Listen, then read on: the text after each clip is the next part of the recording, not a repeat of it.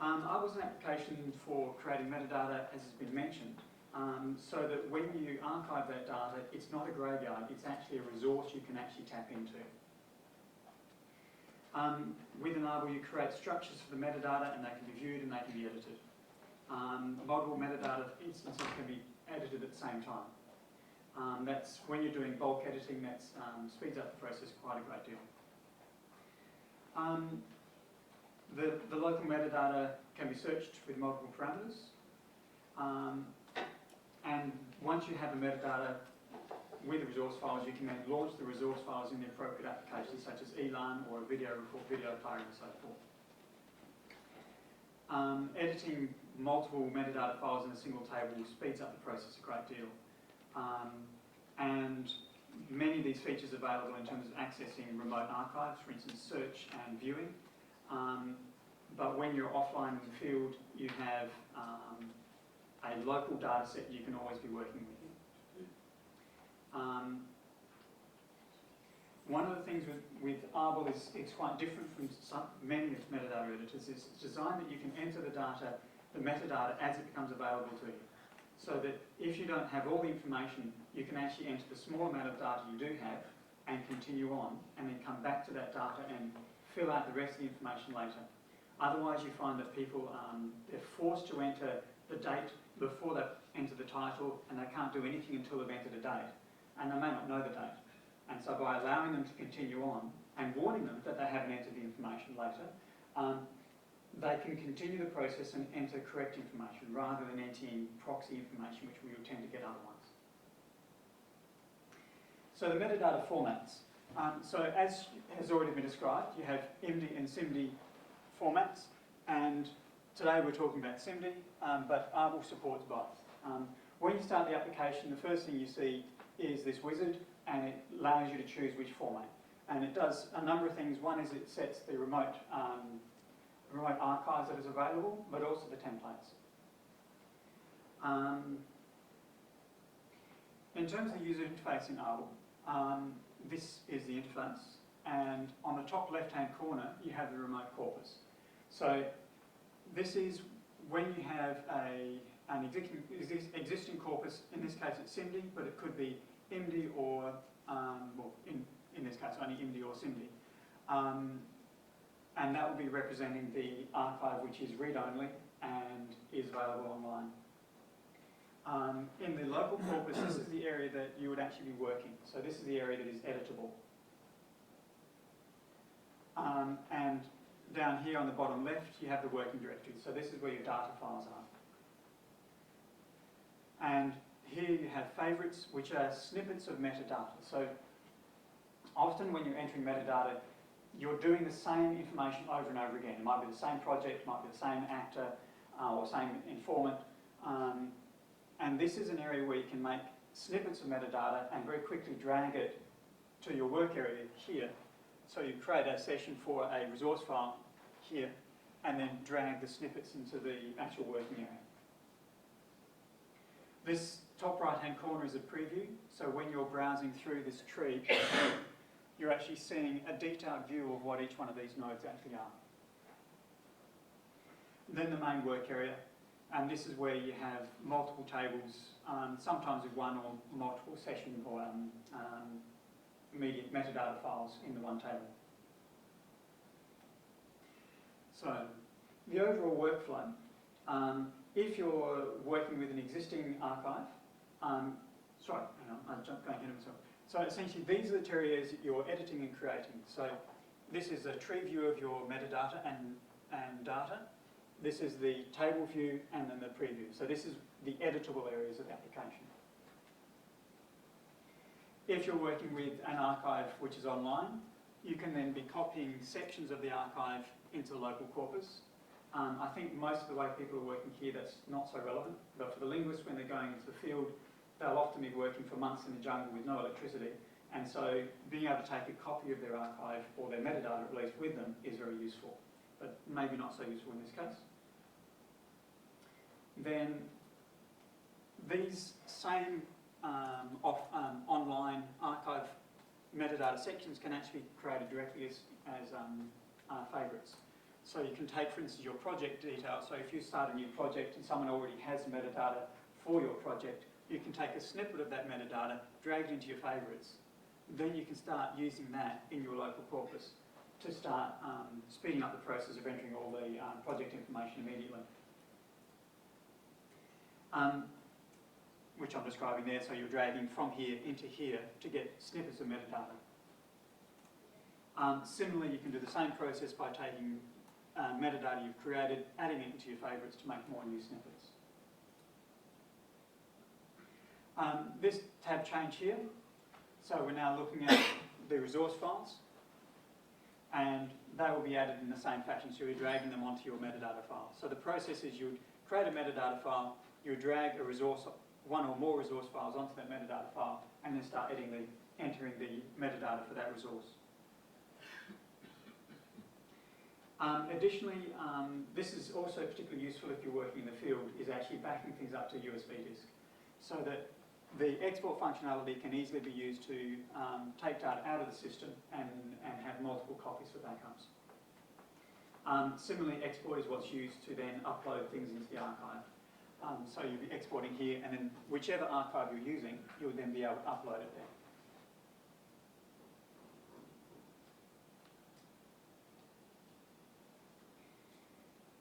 So when you first start Arbor, you'll be shown the wizard, and in this case you'll be selecting Clarion profiles. If you're working in a larger group, you can actually pre-configure the installation. So on the machine that the users will be having, you can actually install the settings files, so it's automatically will have the profiles that they need to be used. And this is the manual process. So you'll be going to the options menu and then going to templates and profiles. And then here you have the MD options and here you have the SIMD options. And notably there's a much larger number of options for SIMD. And in this case I've selected annotation tool. And the net result of that is that when you create a metadata file, you have annotation tool from this dialog here, it's then available in the add menu. When you've actually added an instance like that, you then have in your work area here, you have an instance of the metadata you can start filling out. It's also available here, and so you can then take files and start dragging files there.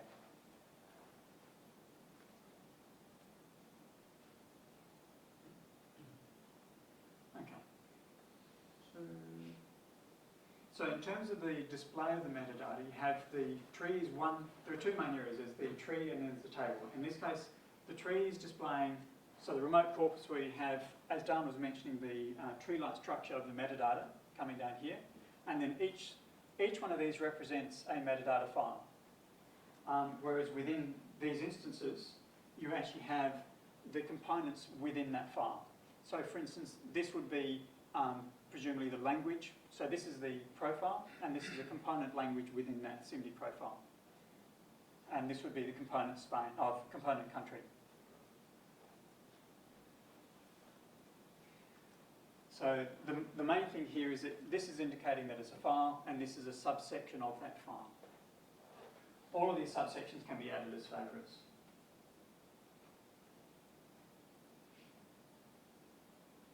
Now, when you're viewing things in the table, you can take for instance, take 4 files and display them in a long view in the table. So you can actually view over all of them and see what information is actually there. And in this case, there's an error. So this doesn't actually conform to the control vocabulary. So this icon here is indicating there's a control vocabulary. So again, you'll see later, when you're creating your profile, you can create a control vocabulary and you can either make it, can you open and closed? Probably not. But so if the list doesn't comply, if the data entered doesn't comply with the control vocabulary, it'll actually give you a warning there. The user can continue, but the main thing is that they can see that there is a problem and they can fix it when they actually know the information.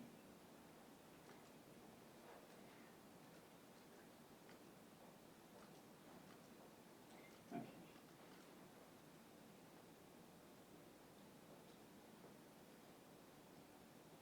So there's the two views as I just mentioned. Sorry, I'm getting a little bit ahead of myself. So this is a long view where you can actually be editing all the different files, the same section of the different files in one go. So you can actually see if there's something missing, you can then update this information. So it could be actually correcting these things in this list. Alternatively, in the long view, we're only looking at one single file. So that's this file here. So of these four, we're just looking at this one. And then you're seeing the entire list of all the metadata at that level of that file. And the other way of editing is actually in the long field editor, because some of these things, for instance, description here, is far too long to actually show in a table cell. And so you're actually looking at it in a large view, and then you have the next and previous buttons, which then allows you to jump between the different fields. So you can start at the top of the file and work your way through one by one every single field.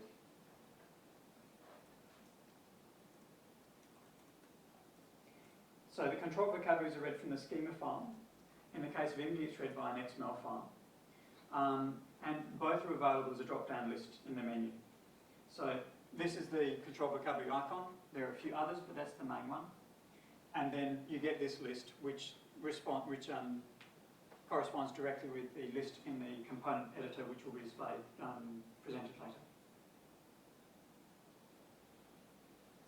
So as I mentioned, the favourites are snippets of metadata. So you can create entire new instances from a favourite. So you could have the entire file as you need it to be and then make an instance of it. Or you can just take the desired section, such as an individual or a project. So in this example, well, initially, firstly, while it's still within the favourites, you can actually edit all of the metadata. So you can take from your local corpus, you could create one, and then take out the instance-specific data and just have, for instance, your project information. And then from there, you can actually make instances. So from here, we're going on to the local corpus. We're going add from favourites, and then adding that sample, which corresponds to the name here. And then you have an instance of. And so then I've taken that, I've then modified the name of it, and then you could modify any other relevant details to that specific piece of data you have.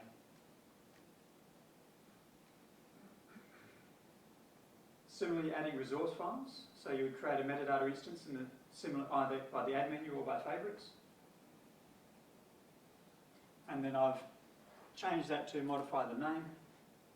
And the blue indicates that the file has been modified, but that field has not been saved. And then by selecting and dragging a resource file into that instance, it then adds that as a resource file to that metadata. And that's the result.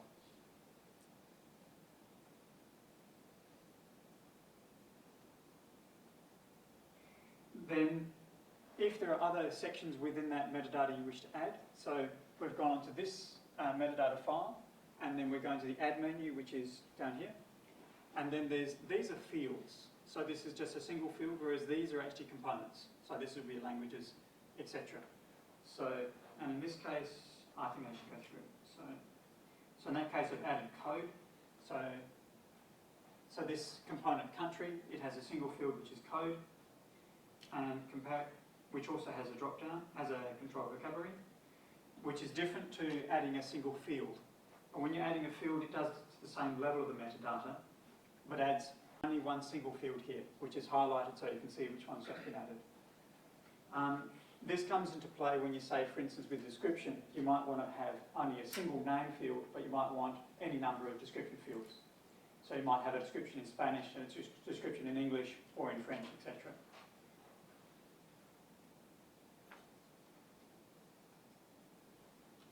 In searching the metadata, within Arval there's a built-in search which is object-based, and it searches the tree structure. As Dan sort of alluded to before, I'm also working on a XML database version, which gives a number of features which you don't have in Arval. We can, at a later demonstration, we can show that. So, because it's tree-based, you'll be selecting a section of the tree you wish to be searching, and then you have a number of options.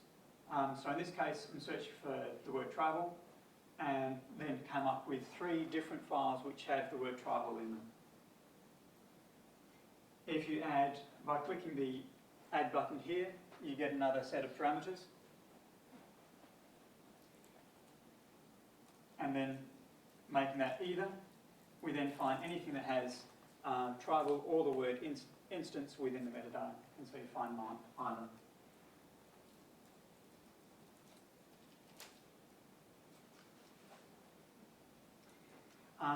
The table of results here is like any other tables in ARBL, so they're all editable. You can do all of the same things with those tables.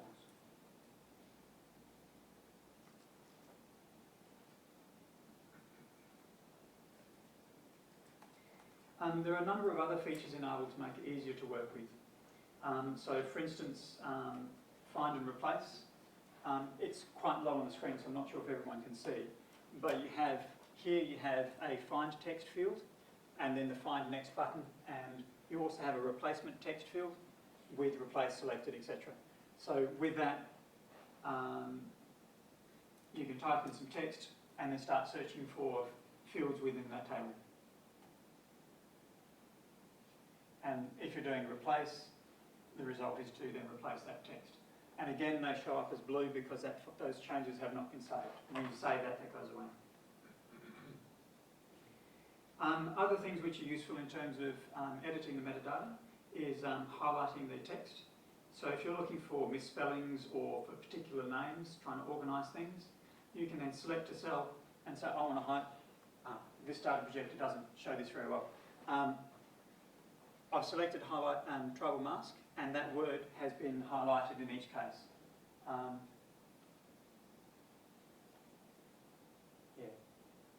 Sorry, the blue is not a very good choice for this projector, but you just have to trust me that these are actually highlighted.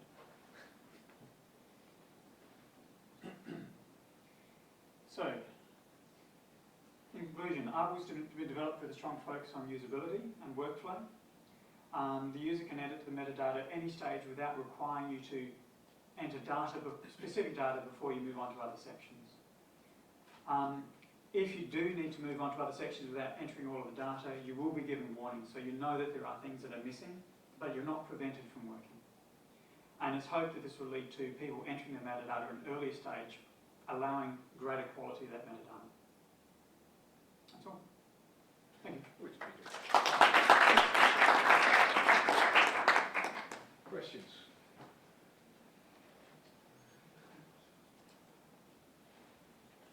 No, then I might have a question, or at least a topic for discussion.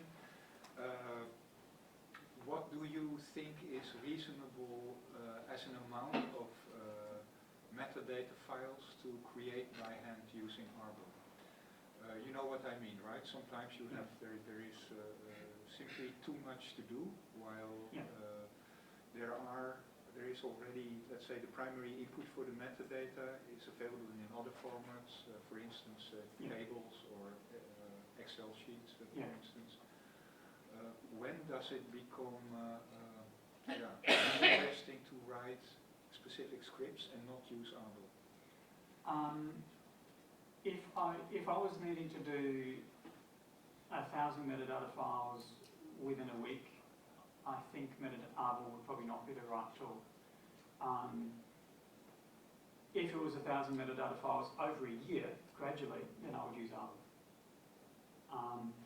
However, there are other things we're doing as well. So for instance, I'm currently working on a bulk import, so you can actually select a destination and a favourite and a directory of files, and then it will create metadata files for every single file.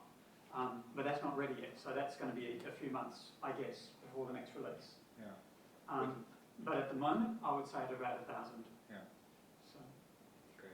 However, the application can handle more files than that, but it's more about thinking about the steps in the process, because the way this was designed was for when linguists originally were in the field, they would say taking a video, so they'd have about 5 or 6 files per day.